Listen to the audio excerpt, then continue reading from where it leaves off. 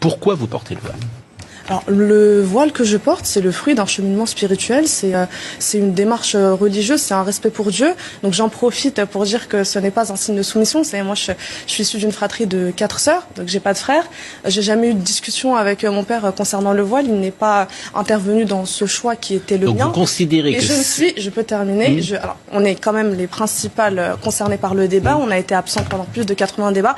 Donc je trouve que c'est important quand même que vous ayez la décence de m'écouter et que je puisse terminer mon propos. Donc je disais que je ne suis pas mariée à l'heure actuelle et donc quand j'entends des discours où on dit que la femme est soumise, je me demande à qui je suis soumise. Mais moi ce que je ne comprends pas, c'est la différence de traitement médiatique puisque j'entends rarement des personnes se demander pourquoi les sikhs portent un turban ou pourquoi certains juifs portent une kippa. Et dans la tradition juive, je ne sais pas si vous le savez, les femmes se couvrent après le mariage. Moi je me demande, aujourd'hui je me pose la question, est-ce qu'on défend la laïcité ou est-ce qu'on est en train de tomber dans le laïcisme, puisque la laïcité n'est pas une nouvelle religion qui tend à effacer ou à supprimer toutes les autres, c'est l'art de vivre ensemble. Quand on associe le port du foulard à l'inégalité homme-femme, moi je me sens oppressée par la vision de certaines personnes misogynes et machistes qui veulent définir à ma place la notion de liberté. Vous devez accepter aussi la critique de ces comportements, vous devez comprendre qu'en quelque sorte ça heurte une certaine façon de vivre en France. Alors, je conçois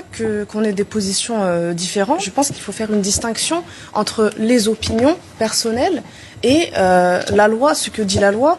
Vous parliez tout à l'heure de valeurs républicaines, où effectivement, moi j'ai été à l'école de la République, donc j'ai appris la liberté, l'égalité, la fraternité, le vivre ensemble. J'ai aussi eu la chance d'avoir des parents qui m'ont enseigné également ces valeurs.